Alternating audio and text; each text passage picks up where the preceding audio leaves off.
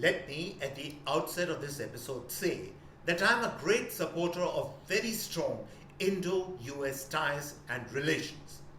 More than any other country in the world, we look to America for the final word in terms of upholding democratic traditions, freedom of speech and thought, the country of choice to travel and emigrate in some cases, and in general, doing the right things in life. And in recent years, the two nations have found common cause and common ground on a wide variety of issues. The Indian American is one of the most, if not the most, admired minority groups in the United States.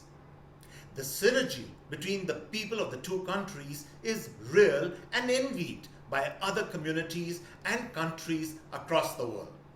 That is the good part.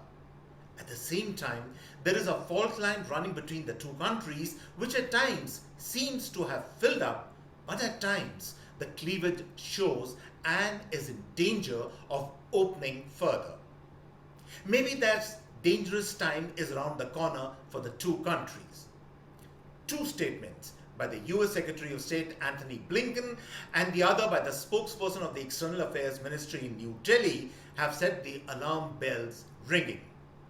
Quoting from Washington's annual report on religious freedom in the world, Blinken cited India's example by saying, and to quote him, "In India, the world's largest democracy and home to a great diversity of faiths, we have seen rising attacks on people and places of worship."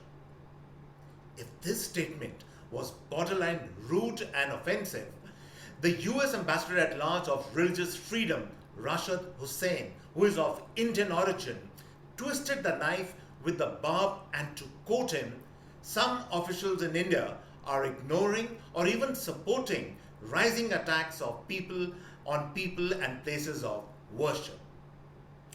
A day later, the MEA spokesperson in Delhi lashed out for the first time used a term in Indo-US relations by saying that some US officials were practicing vote bank politics in international relations.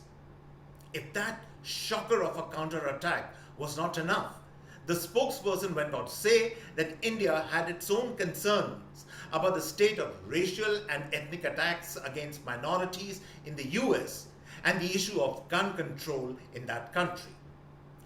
Tit for tat, you give back as good as you get, eyeball to eyeball. You would think of such exchanges between India and Pakistan and not India and the US, which begs the question, what's going wrong? Or more important, what can go wrong so soon after the recent successful Quad summit in Tokyo, where Biden and Modi were singing praises of each other? We will discuss that, but first, a big warm welcome to all viewers of the CAA Show. CAA, as all of you know, is Conversations and Analysis, and my name is Juggi Bhasin. To watch our show, press the big red subscriber button on your screen, and subscription is of course completely free. Now let us first talk of the fault line running between the two countries. For all the pronouncements of goodwill and closeness between the people of US and India, fact of the matter is that India is still not in the same league as the time-tested friends of the US like Britain, Japan, and South Korea. India is categorized as a strategic partner and not an ally. And I find this term delightfully nebulous and vague because it encases the truth that when the chips are down for both countries, can the two countries really come to each other's rescue? 2 years back, when India clashed with China in Galwan Valley, there were expressions of subtle support from the US for us and some help in procuring thermal equipment for Indian troops in Ladakh.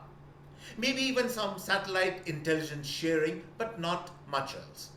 And this time around, 3 months back, when Russia invaded Ukraine, much to the disappointment of the United States, India was firm in maintaining its equidistant policy of strategic autonomy, which meant it condemned the invasion but did not name Russia as the aggressor. This fault line is not going away in a hurry because both countries are aware of the limitations of their cooperation, especially in security matters. The US is unlikely to put boots on the ground or even send their frontline defense equipment to help India if tomorrow we face aggression from China or even Pakistan. We know we have to fight our battles alone. Similarly, even though in India hardly anyone is emotionally invested in Russia, and people to people we have a very minimal contact with them, or we can even pretend to understand the culture, the average Indian even today is grateful for the manner Russia supported India in the 1971 war. Even today, a generation of people have not forgotten the hostile role played by Nixon in the 1971 conflict. Indians, being an emotional people, they find the past hard to forget. And only till recently, Pakistan was America's closest buddy in the region. The truth of the matter is that even today, India is wary about America's priorities and loyalties, especially when the chips are down. Maybe that's why the establishment here keeps its cards close to its chest without aligning to one side completely. The US also has every reason to feel frustrated with India of being the case of so near and yet so far. They, in a sense, accept India's reticence to go the full hog completely. But something has changed in the last few days, and that is why this flurry of hostile messaging both sides. And that something is that the Ukraine war has stretched on for 100 days. Despite the Western media and Western polity's doomsday prophecies of the end of Putin and Russia's military, fact of the matter is Mr. Putin is still in power in Russia, defying the sanctions regime and prospering. Some even say the ruble is doing well. And all this while Russia ravages Ukraine at will, its troops occupying more than 20% of the country, controlling all the ports and traffic in the country. And in the West, oil and food inflation is at an all-time high, and energy crisis looms large, and fatigue with the war effort is setting in. And it can't be easy looking after the needs of the 4 to 6 million Ukraine refugees who have fled their homeland to the West. In such a scenario, a pronouncement by the world's 6th or maybe the 5th largest economy, that is India, that it condemns Russia for its Ukraine invasion would come as a shot in the arm for the Biden administration and its diplomacy, and a kind of a validation of the US-Russia policy. But India is not obliging, and people in Washington are gnashing their teeth. In 2013, an innocuous confrontation between India and the US on the Devyani-Khobragade issue spoiled relations between the two countries for months together. Today, if both countries are not careful, they could be headed the same way. There is much more that joins us, but there is also much we cannot ignore about each other. Treading the path carefully and with discretion is the only way forward. And so, on this note, I come to the end of this episode of the CAA Show. I hope you've enjoyed this particular episode. If you like our show, do subscribe to us.